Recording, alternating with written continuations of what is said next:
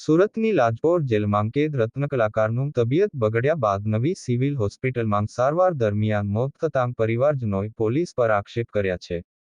પોલીસે મરનાર રત્નકલાકાર ઉપર અત્યાચાર ગુજાર્યો હોવાના આક્ષેપ સાથે પરિવારે ફોરેન્સિક પીએમની માંગણી કરી હતી. પ્રાપ્ત માહિતી અનુસાર સુરત શહેરના અમરોલી વિસ્તારમાં રહેતા રત્નકલાકાર 26 વર્ષીય મહેશ ઉર્ફે ભરતવાળાની ઉત્તરાણ પોલીસે ગત 31મી જુલાઈએ ચોરીના આરોપસર અટકાયત કરી હતી. ઉત્તરાણ પોલીસ મહેશવાળાની અટકાયત કરી તેને ભરૂચ અને અન્ય પોલીસ મથકોમાં તપાસ અર્થે લઈ ગઈ હતી. તપાસની કાર્યવાહી પૂર્ણ થતાં આરોપી મહેશવાળાને પોલીસે લાજપોર જેલમાં મોકલી દીધો હતો. દરમિયાન ગતરોજ લાજપોર જેલમાં મહેશવાળાની તબિયત લથડતાં સારવાર અર્થે સિવિલ હોસ્પિટલમાં ખસેડવામાં આવ્યો હતો.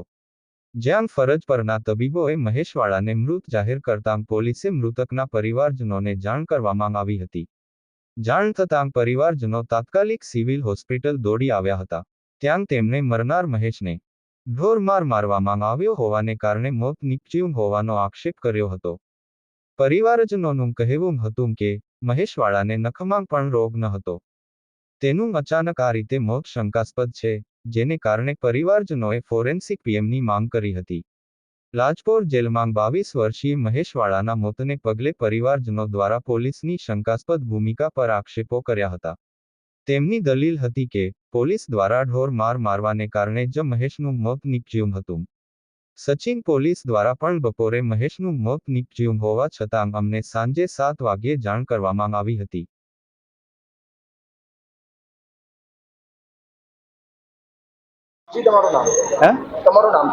મારું નામ છે વણઝારા સુરેશ.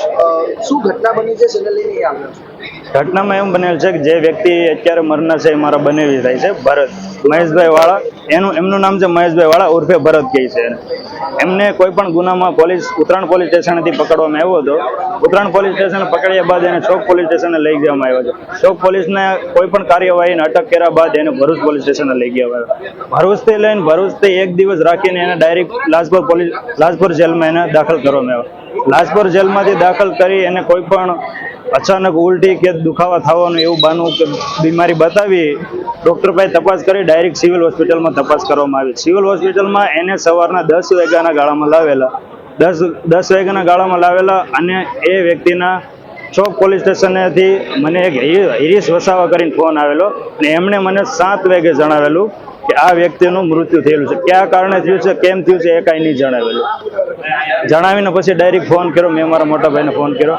અમે બંને રાતના ત્યાંથી કામ મેકી અને સિવિલ હોસ્પિટલ આવ્યા. સિવિલ હોસ્પિટલ આવીને અમને કોઈ પણ બાબતની માહિતી આપવામાં આવી નહીં. ના પણ બોડી જોવા દીધી, લાશ જોવા દીધી, કોઈ પણ કાંઈ કીધું નહીં.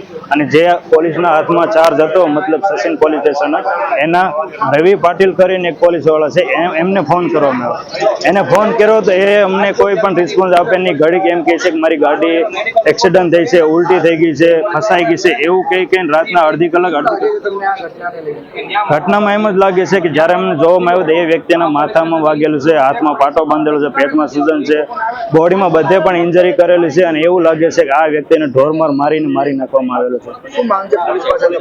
પોલીસ પાસેથી એ જ માંગ છે કે આની ફોરેન્સિક રિપોર્ટ કરવામાં આવે. બીજા નંબરમાં કે જ્યાં પણ પોલીસ સ્ટેશને એની ધરપકડ કરવામાં આવી છે, બધા તમામ પોલીસ કર્મચારીને બધા ઉપર ઇન્કવાયરી કરવામાં આવે, એના ઉપર એફઆઈઆર કરવામાં આવે. બીજા નંબરમાં કે એ જ્યાં પોલીસ સ્ટેશનથી લઈને લાજપોર જેલમાંથી લઈને સિવિલ હોસ્પિટલમાં ખસેડવામાં આવે એ તમામ ટોટલિંગ વિડીયો રેકોર્ડિંગ જોઈએ.